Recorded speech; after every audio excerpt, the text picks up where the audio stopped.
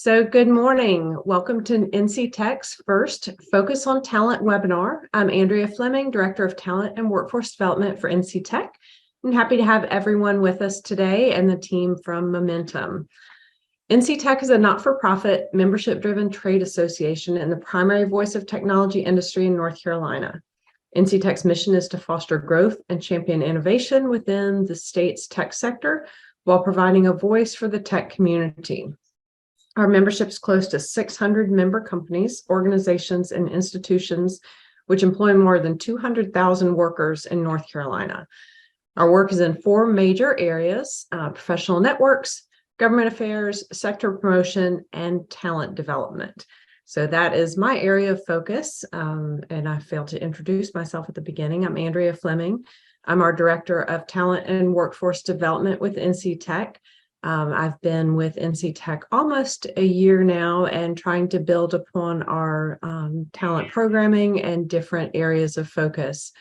As talent and workforce are a frequent topic in each of our areas of focus for NC Tech and are really critical to the success of any organization.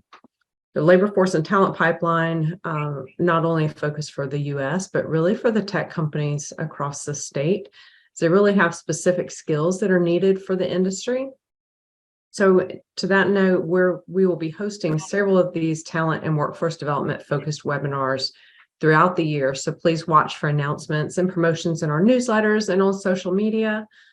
Some of the topics we'll cover: diversity, equity, and inclusion, apprenticeship, education, and the role of the community college system, training and development, women in tech, and then also recruitment and retention. If you have suggestions or requests for companies to present or for topics you'd like to see covered, please reach out to me. I'll share my email in the chat in a few minutes. So today we thank Momentum for joining us. They're going to do a brief presentation, then we'll have time for question and answers at the end. Please use the Q&A box and not the chat for your questions. We will have time at the end and try to go through all of those and answer live. If it's a complicated question, just raise your hand and we can unmute and have you answer your question live. So a little bit about Momentum. They are a leader in talent transformation in tech since their founding in 2017. They partner with corporations to build a resilient workforce with an always learning personal and professional growth mindset. The need for tech talent at all levels has increased dramatically. All the while, Americans are eagerly looking for new career possibilities coming out of the pandemic. Momentum confronts these needs head on by identifying high potential and eager talent to help companies proactively build the technology teams they need to be successful long-term in a competitive talent marketplace. Today, we have with us Rachel Ruth. She is the marketing associate with Momentum, and Jessica Mitch Holmes, CEO and co-founder. A little bit about Jessica. She has extensive experience in tech talent and economic development. She plays an integral role in growing and developing transformative and tech education locally and beyond. She's been at the forefront of the ed tech industry as an executive, spokesperson, and pioneer in the coding school movement. Prior to Momentum, she had extensive experience with the Iron Yard and with Red Hat. As co-founder and CEO of Momentum, she has grown the North Carolina-based startup to a leading provider of talent transformation services nationwide. They're a recognized leader in tech talent recruitment, transformation, and retention, an advocate of economic empowerment through gainful careers in tech. And she shapes the company's offerings to supply companies with ready and lasting talent by working directly with management teams and driving talent and retention through HR, engineering, and the diversity, equity, inclusion, and belonging initiatives. So with that, I will turn it over to Jessica. Thank you so much, Andrea, and thank you for having us. We thank NC Tech. We've been members of NC Tech, and it has been great for our business to make connections and make sure that we are really hearing from all of the providers and companies and employers in North Carolina that employ tech talent. So thank you so much for having us. And thank you for everyone who's tuning in today. So obviously it is January. It's the beginning of the year. we have all of you out there that have hired and think about hiring strategies. The past several years have been a wild ride. And so we wanted to just start today with some context setting and to walk through and think about what is happening right now in the talent landscape. We're sitting in January. We've got a year ahead of us. Many of you might have come out of planning sessions and at the end of the year, or some of you are in planning sessions depending on your fiscal year. And so we want to address how to think more proactively and build more predictability into your tech talent pipeline. And I want to start off just setting some context. I would imagine everybody here knows, but sometimes it's nice to get out of our heads and look a little bit more high level at what the landscape that we have been working in for not only the past 3 years, but the past decade. So computer related jobs, IT, software engineering, and all of the encompassing jobs that support the tech industry have been the fastest growing jobs for the past 20 years. So the Bureau of Labor Statistics and the U.S. Department of Labor are constantly, putting out their reports. We know that these are the fastest growing jobs, some of the fastest growing jobs in our economy. And we also know that there has been a labor shortage since the tech industry has really skyrocketed over the past 20, 30 plus years. So the need for emerging technology skills is predicted to continue to increase, and increased by 209% from 2016 to 2021. So momentum, we are really plugged in to try to address this need. We know that there's a skills gap, and we want to help organizations effectively fill that skills gap and do it in a way that's going to help think holistically about talent as we move forward, and we're all continuing to face talent shortages and need transformative options for talent. We know that although there has been some turbulence, and of course we've heard, and you've probably all seen in the news, that there's certainly layoffs happening right now, especially at some of the major tech firms and tech firms that grew, their business models grew during the pandemic. But there's a rebound in tech openings that's outpacing most industries as well. So we talk to, at the end of every calendar year, Momentum has gone through an exercise where we have graduates of ours at 122 companies. Those companies include your big names in tech like Oracle and Salesforce, include a lot of companies that have presences and headquarters here in North Carolina, like Red Hat, as an example, and then a lot of startups as well. So we have a real interesting view of talent across all of these different size tech companies. And what we saw at the end of last year and coming into this year, when we went out and surveyed management teams and leadership at all the companies that we interact with, is although there is a sense of we're entering an unpredictable year in 2023, there's still an acknowledgement, and there's still a lot of hiring that's going to be happening, especially in roles that are technical. And then, of course, we all are very familiar at this point with how the pandemic has shaped and changed the tech landscape. We're all working remote. Now there's hybrid options for work. You have the ability to hire across geographies in a way that we, might not have approached hiring in years past. And also there's been a real shift over the past several years in employees and labor thinking differently about their careers and what they want from their employers and their jobs.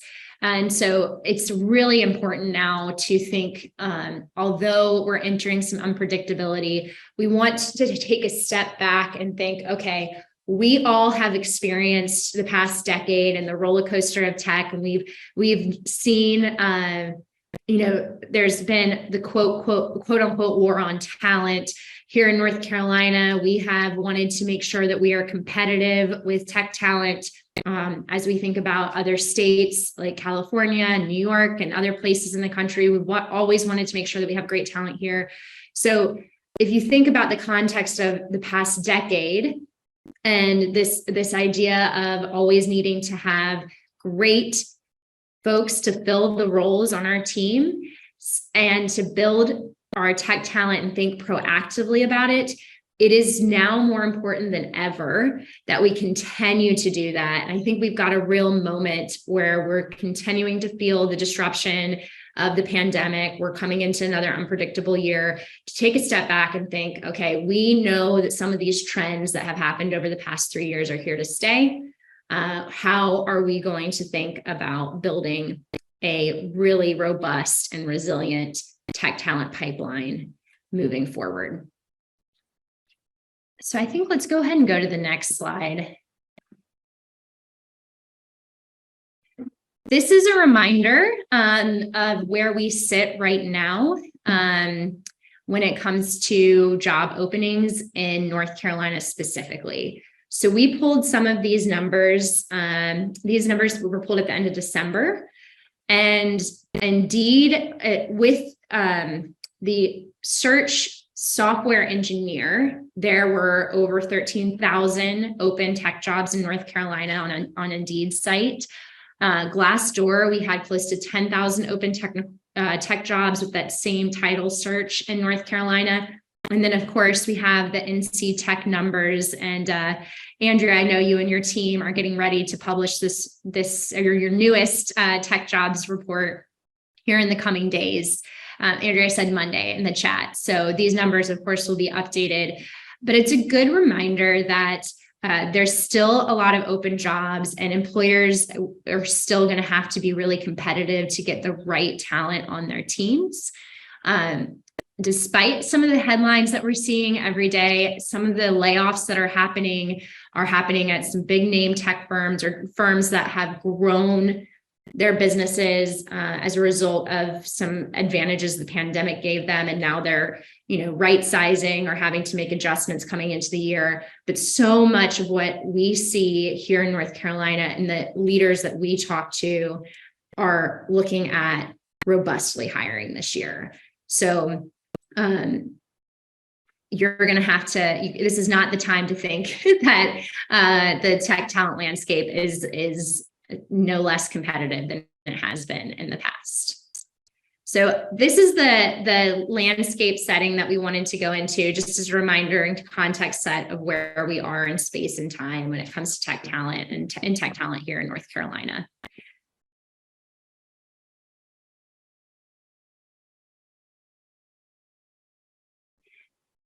And we didn't have, we don't have many slides to share with you because we want this to be a discussion and to open up to Q&A. So Andrea, I'm going to turn it back to you.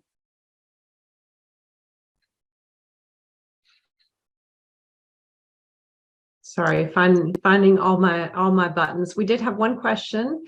What do you expect the tech talent landscape to look like this coming year, so in 2023?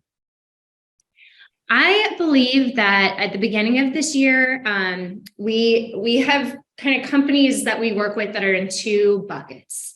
So we have organizations that are pulling a little bit back on hiring. They hired a lot of people last year. They want to get organized with their current teams. They're not going after, robust hiring plans until they see how the year plays out. They want to see their Q1, Q2 results.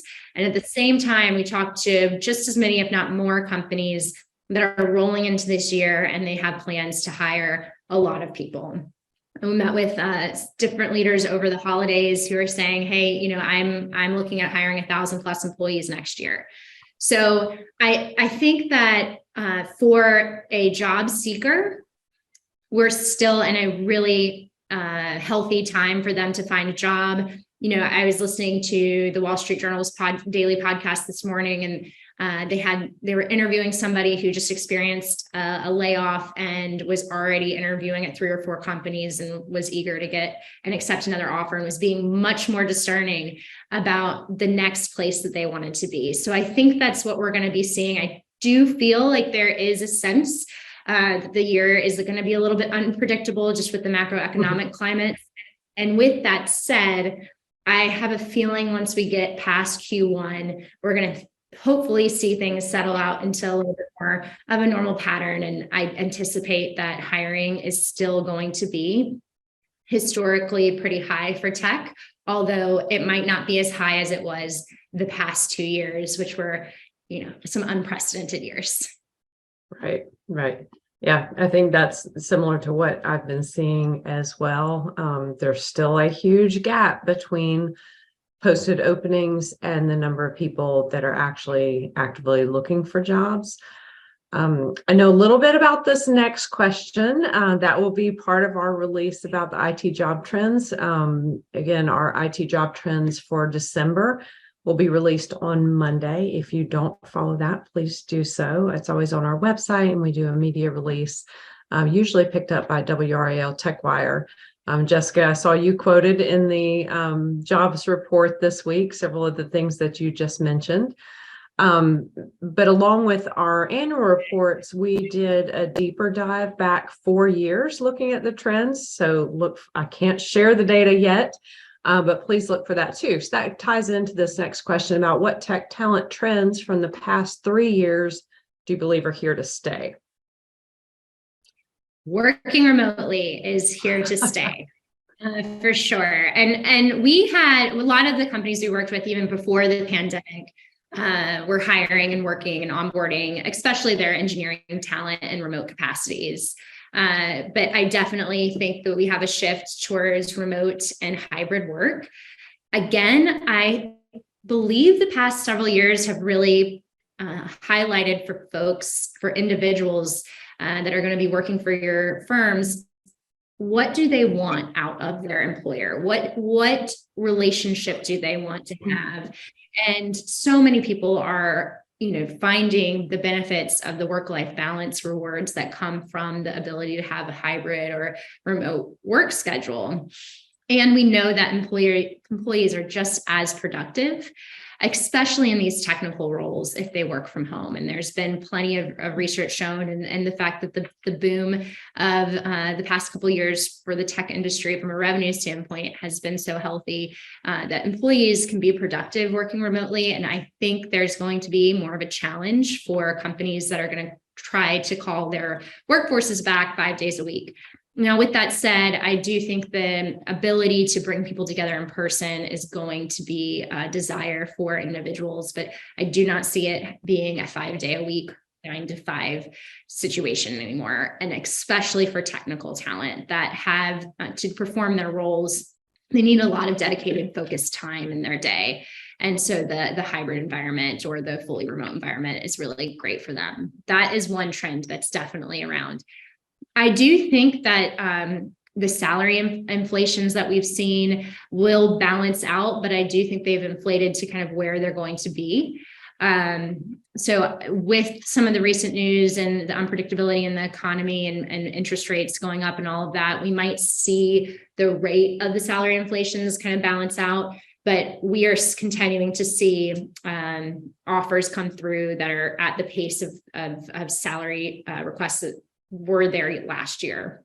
So those trends are definitely still around. I also think that perks like robust and maternity, paternity leave, and those type of benefits that companies have been putting in place, the tech industry has really led the way with some of those benefits. I think that's going to stick. And again, any of those kind of offerings that give people more of a sense of work-life balance are going to be trends that will stick and stay as we move into the future. There were 2 other questions that really tie into the answers you just shared. So if you have anything else to add, one was, what do you think candidates are mainly looking for in a job in terms of benefits? Does salary trump good benefits? Oh, that's a great question. Momentum, we work with individuals that are entering the tech industry from other industries. So they're not always, they're not fresh out of school, young folks. They're individuals that have worked, they're professionals that have families. Typically, most of our students are between the ages of 28 and 45. And so we witness them juggling their offers. And I think that folks are looking at the total compensation package. They're definitely looking at salary, but they're really more so than I think I've ever seen it after the past couple of years. They're really asking themselves, what do I want my work schedule to look like? They want the ability to have flexibility and to have work-life balance and provide for their families, spend time with their families and pets and what have you. And I certainly have seen candidates prefer or take an offer with a company that has values aligned to them or that have perks, like those type of benefits, over just the dollar figure. So I do think that's going to be important. I also think, highlighting the team that you have and the values that you share and the work environment is going to be important for candidates to select the right fit for them. And of course, we all know that retention in the tech industry has been hard for most companies for many, many years. And so the more that you can do to set the right expectations up front, this is the culture that we have, these are the people that we work with, to expose individuals to the team members that they're going to be working with through the interview process so that they're making the right selection for them is critical. And in a hybrid or remote environment is really important to think through as well. And I think you also answered some of this. When you say remote, do you mean full remote or hybrid? I feel like I'm seeing much more hybrid. There's still an importance of bringing people together in person. And I think it depends on the position, the company, the person. If you've got specific talent, that might be fully remote if they are 12 hours away and the company's in North Carolina. So sorry, I'm getting into your topic area. Yeah, so we have, we have a few hundred graduates at 122 different companies. We survey them frequently at the end of the calendar year. Close to 90% of our grads, so 90% of those companies were working in a remote first environment. We definitely see people congregating again in person, whether that's a team retreat or a trip or coming back into the office on occasion. But I feel, the vast majority of people are in a hybrid or remote first environment. And, we also see the ability, if you are remote first, to expand your talent pipeline and go into, find the best person for the job, no matter where they live. I think that trend is here to stay. So even if you're calling people back into a physical space, the reality is that you're not going to be able to pull all of your team members into that physical space all the time. And so you're going to have to come up with ways and put processes and culture in place that's going to consider that you're going to always have somebody probably on Zoom or coming into the environment through a remote capacity. So one other, my team is looking at defining a clear career path for entry-level talent. So support tech, 1, 2, 3, et cetera. Does NC Tech Momentum have any advice, resources, et cetera, to help us do that in a way that attracts and retains the best talent? Absolutely. That's a great question. And that falls right into what Momentum does. So I'll speak to our source, train, hire approach to bringing in associate level or entry level talent. We've taken an approach where we have experience and we have years to prove that we're excellent at training career changers and individuals and giving them the requisite skills that they need to be successful in the tech industry in technical roles. And so what we do is, again, thinking proactively and thinking long-term about your talent pipeline. If you bring in fantastic people that are going to be sticky at that associate level, it is your best opportunity to shape the organization for years to come. You know that you're going to always need software engineers on your team, as an example, or QA engineers, or whatever the roles are.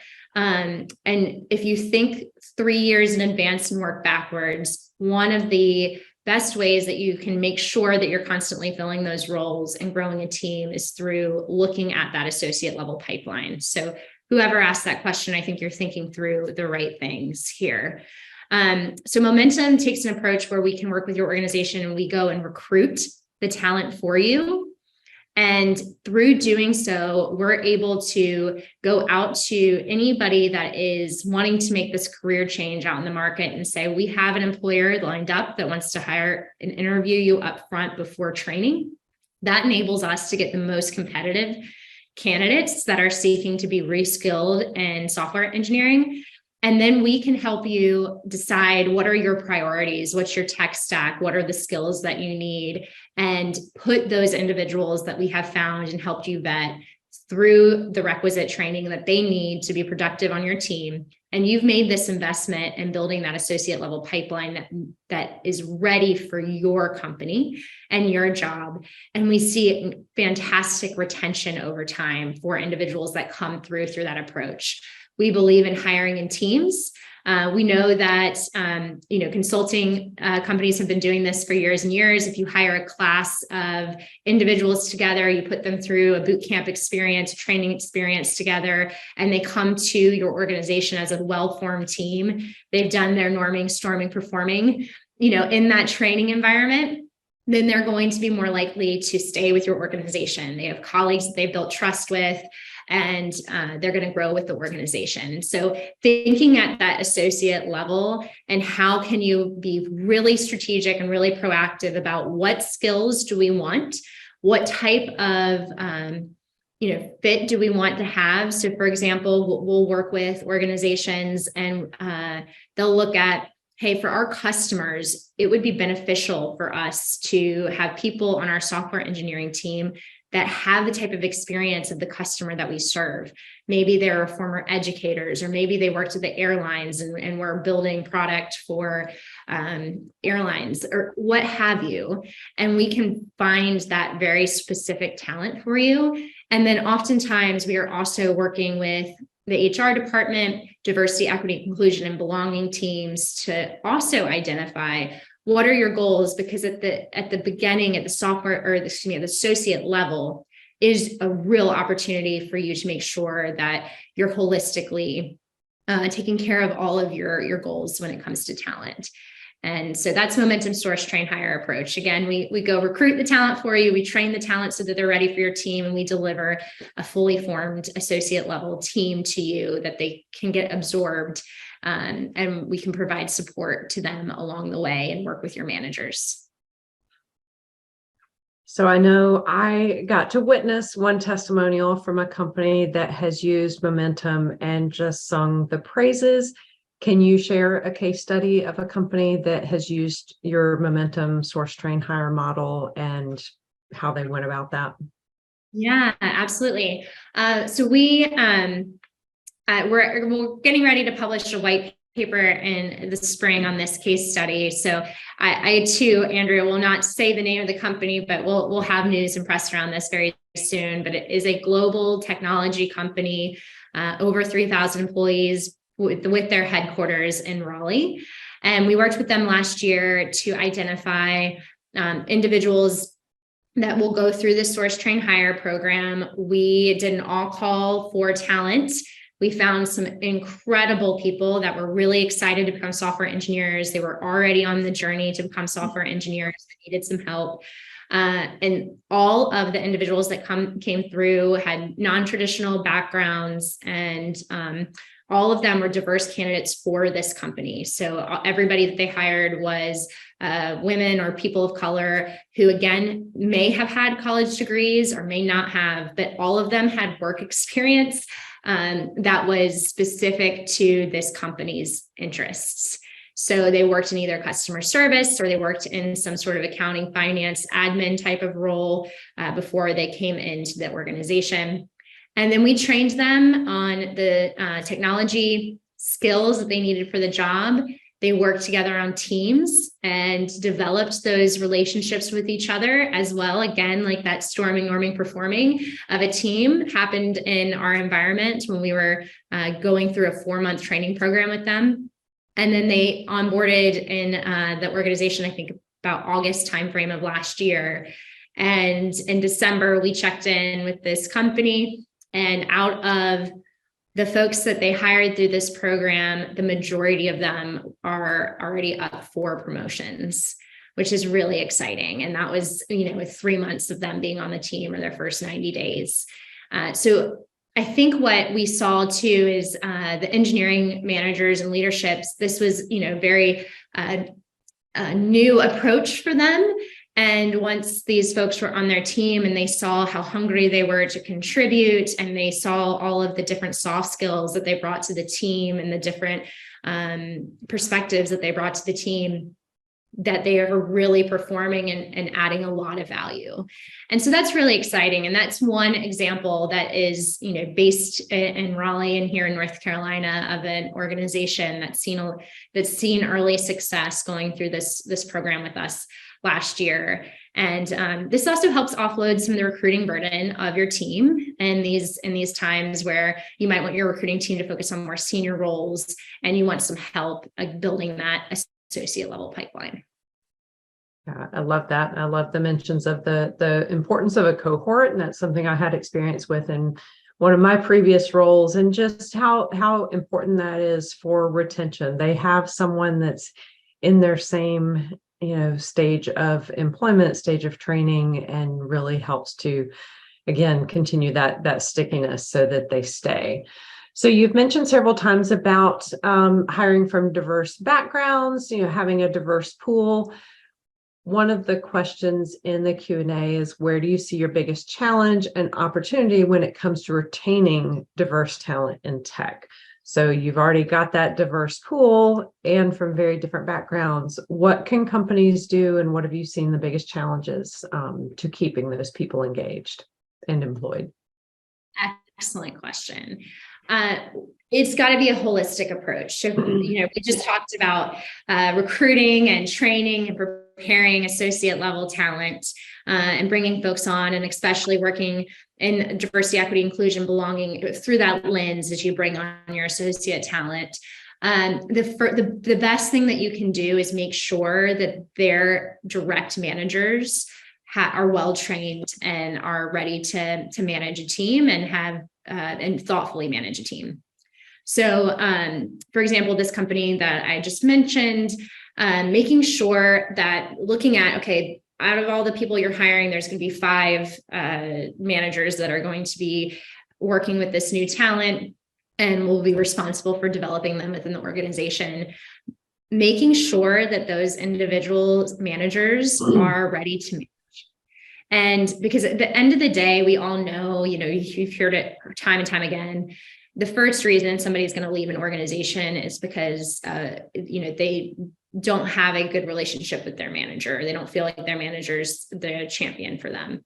And I think that it's just as simple as, we can talk about all the perks and all of the, the big stuff, but at the end of the day, the manager needs to be supportive and be ready to take that on. And oftentimes we see, especially in software engineering organizations or technical organizations, most managers are not just managers, right? They're also contributing to the team. They are writing code themselves, they're shipping product, and helping them balance and think through the time management required to be an effective manager and be an effective contributor at the same time, and think through the person that's coming onto your team does not have the same background as you. We are in an era, and it's only the beginning of this process of what does education look like, and what does reskilling look like, and professional training look like, and we're shifting in different ways, and we're adding more opportunities and ways for people to get involved. It's not just a typical computer science degree.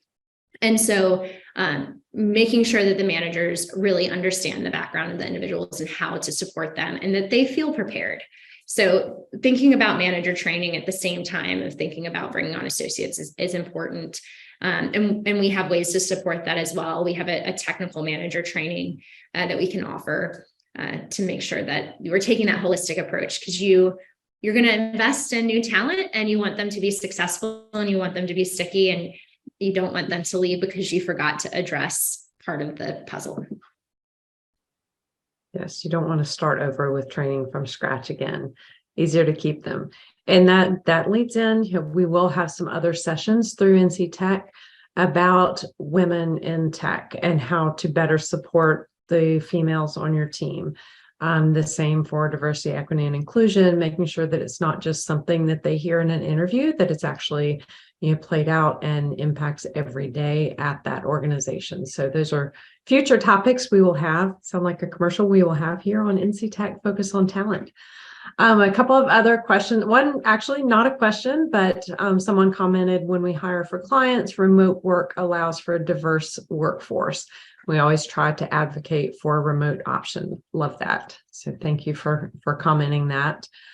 Another one, for people looking to make the career switch into the IT space, do you have any recommendations for those candidates to stand out, particularly if the hiring environment might be a little calmer in 2023? Oh, yes, absolutely. So first off, they need to make sure that they have the skills. So I don't know if the question assumes the person's already trained up and has the skills, or that they, are in the beginning of their journey. So regardless, I would focus on making sure you first have the skills. And then there is a lot that candidates can do to make sure that they get their foot in the door. And the first thing is we established this with our Momentum community and candidates, is to know that your network is first and foremost how you will always get work. Your network is how you get work. And so putting yourself out there, there's so many ways coming out of the pandemic that you can do this in a virtual environment, or you can go seek in-person opportunities. There's probably double the amount of ways now that you can network.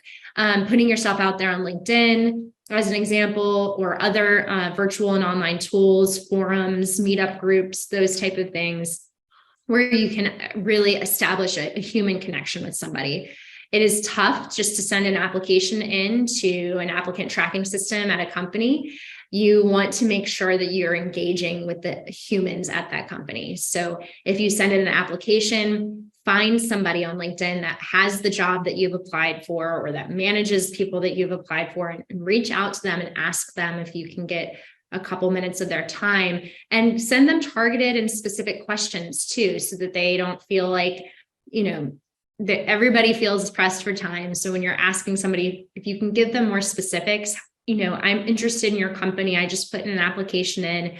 I'm really curious, X, Y, and Z, or I would like to learn more about your experience and your career background and why you enjoy working for them.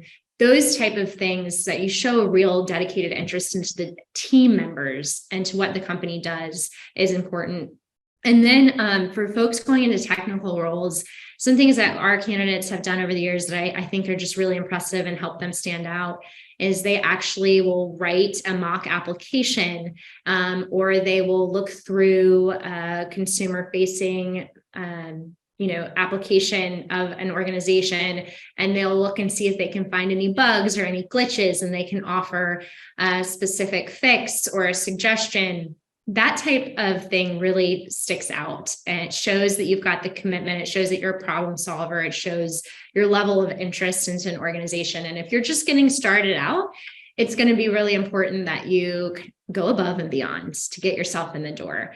And so be creative and make sure you have a human connection with the organization that you're applying to or interested in. So we've got about 5 more minutes. There are 2 other questions. How would you compare the tech markets in North Carolina, Charlotte versus Raleigh, and anywhere else in North Carolina that might be in growth mode? I don't know if I have too much comparison between Charlotte metro area and Raleigh. I mean, the types of companies that are recruiting in both towns are, very similar. I am more in touch with the startup community in the Raleigh and Durham area, although I know there is a growing community not only in Charlotte, but Wilmington as well. I think that in North Carolina, if you're a job seeker, you've got some tremendous opportunity. I still believe that North Carolina flies under the radar, but we have some of the most robust and interesting and smart talent that there is. And There is a lot of opportunity. I just had a meeting yesterday with an investor who supports some companies in Charlotte, and they're all hiring and taking off. And then we see that happening in Raleigh as well. The general sense that I have is the conversations that we have on a daily basis at Momentum with employers aren't necessarily matching up with the national needs right now. It seems like we've got a lot of healthy companies that, they might have built a little slower. They might have flown under the radar from a national press standpoint, but as a result, they're in a really healthy economic situation as they come into this year. And as a result, they're able to hire and continue growing. Agreed. Yeah. And the Charlotte market and the Raleigh-Durham market really are very similar as far as numbers of tech job openings. And that's just, I pulled up our latest report, and they're really neck and neck. Wilmington, again, is kind of a sleeper. A lot of people don't think about Wilmington as being a tech hub, but there are a lot of really thriving, growing tech companies in the Wilmington area, and also a growing area for venture capital and for entrepreneurship. Something to be said for starting a business when you're, at the coast. Let me see. One other question. How does Momentum help companies take a proactive approach to hiring and growing? You've addressed this a little bit, but any other comments you want to share about that? Our source, train, hire approach is how we're going to do that. So the way we take a proactive approach is we think through building new talent for your team that's going to be sticky. And we think through the holistic person that you want on your team. So we know that the trend in hiring is going to be more around people that can have multiple skills and that can bring multiple different perspectives to the table. And so thinking about talent, not only in what is the specific hard skill they have they had X many years of software engineering, but also what else are they bringing to the table? Have they managed people? Have they worked in customer service? What problems have they solved in the past that are different and unique? Anybody coming into a new job right now needs to have, I think, multiple different tools in their tool belt and multiple different skills. And so we take a look at both of that. It's innovative sourcing and recruiting, and then training to make sure folks are ready. Would love to talk to whoever sent that question. Send us an email after. I know Andrew will share our contact information. Right. Yeah. After the session, we'll share a link to the recording, the slides, and all of the contact information for Momentum. I know you have a class coming up with a couple of spots in the cohort. Do you want to talk about that as we wrap up? We do, yes. And we are looking for employer sponsors. So if this is something that's interesting to you as far as building a proactive pipeline and investing in talent this year that's going to be with you long term and have the right skills for your team, we'd love to talk to you about sponsoring individuals for your organization. We do have a course coming up in March, and we have our cutoff for employer sponsors for that course is February 24th. So we'd love to talk with you about that. And then if you know any individuals that are seeking training and they want to make this career move, please tell them to check out our website. We run courses that individuals can sign up for, open enrollment courses throughout the year, starting every 8 weeks. We have one starting on Tuesday, and we do have a couple spots left open in that class. So if there is anyone out there who themselves or knows somebody who wants to go ahead and get into the industry as a software engineer, we would love to talk with you. Great. And just one other note about North Carolina and kind of the health of the economy. So my background has been in economic development, and the Economic Development Partnership of North Carolina shared earlier this week that Business Facilities Magazine, which is like the Bible of economic development, named North Carolina the State of the Year for 2022 for the amount of investment in new jobs. And the president of EDPNC has said it's not slowing down, that their pipeline of projects is just continuing. So not just for tech, but just the overall economy of the state, which hopefully will have us ride out if there is a recession, just that whole economic uncertainty. North Carolina is in a really strong position. So a bit of a sidebar. We are hitting right at our closing time. Do you have any closing comments you want to add, or are we ready to wrap up? I think just want to call to action for folks to follow momentum and follow our journey.